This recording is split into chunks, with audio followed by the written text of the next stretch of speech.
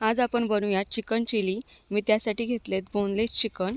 ते चिकन छोटे छोटे स्लाइसमध्ये कट करून घेतलेत। त्याच्यावर मी मक्याचे पीठ टाकले, तुम्ही त्याच्याऐवजी तांदळाचं पीठ पण यूज करू शकता।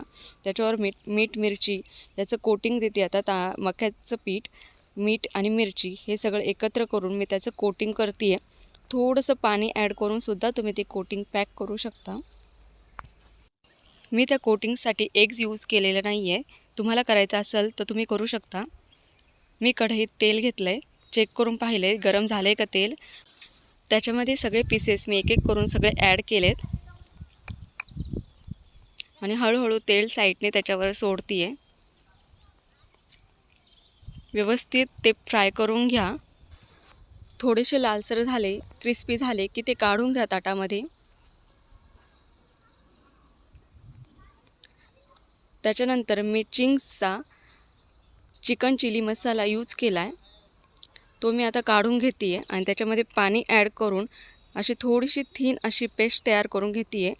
तुम्हाला जर सॉस लागत असेल तर जास्त प्रमाणात पाणी ॲड करा आणि जर तुम्हाला कमी प्रमाणात लागत असेल तर तुम्ही कमी पाणी ॲड करा। पेस्ट तयार झाली आहे माझी। त्याच्यानंतर मी कढई घेतली आहे, त्याच्यामध्ये कढीपत्ता, मिरची आणि कांदा, एक कांदा घेतला आहे, तो कांदा फ्राय करून घेतला आहे। लालसर झाल्यानंतर त्याच्यामध्ये सगळे व्हेजेस जेवढे तुमच्याकडे असतील तेवढे टाकावेत।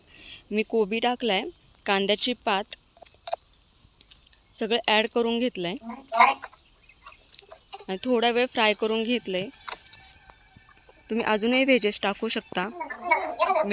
शिमला मिरची तुम्ही ॲड करू शकता, मी ॲड केली नाही आहे। त्याच्यानंतर मी जी पेस्ट केली आहे ती टाकून घेतली आहे त्याच्यामध्ये। ती थोडीशी शिजली की त्याच्यावर जे चिकन मी फ्राय करून घेतले जे पीसेस ते ॲड केलेत। हे सगळं मिक्सचर तुम्ही थोडा वेळ गॅसवर शिजवू द्यात। मी त्याच्यावर गार्निशिंगसाठी कांद्याची पात टाकली आहे, कोथिंबीर ॲड केलेली आहे। आपली चिकन चिली तयार झालेली आहे। नक्की टेस्ट करा आणि सांगा रेसिपी कशी वाटली। लाईक आणि सबस्क्राईब नक्की करा।